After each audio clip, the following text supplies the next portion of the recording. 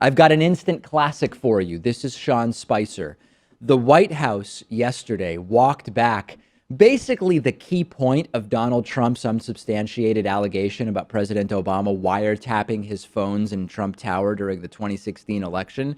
White House press secretary Sean Spicer said yesterday, well, when Trump tweeted about wiretapping multiple times, he wasn't actually talking about wiretapping.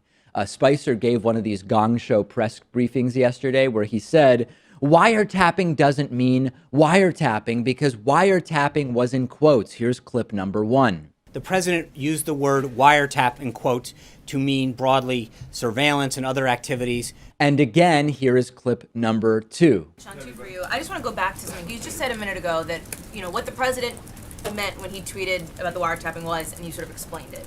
But you've also stood at that podium and said the tweet speaks for itself.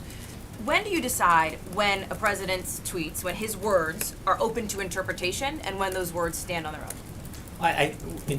I'm sorry, can you further explain what you're at? His tweets do speak for themselves. Okay, but you just sort of interpreted it for Peter, saying, well, he didn't mean that President Obama No, had him. When he that's said not wiretapping, what I said. No, actually. You said when he meant wiretapping, right. He said it, he meant surveillance. No, because he literally had it in quotes.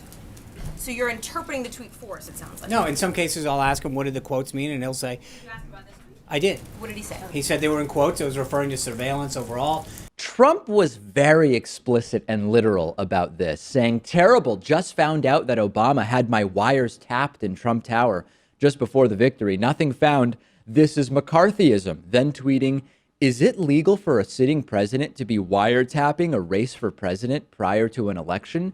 Turned down by court earlier, a new low. And tweeting, how low has President Obama gone to tap my phones during the very sacred election process? This is Nixon Watergate. Bad or sick guy.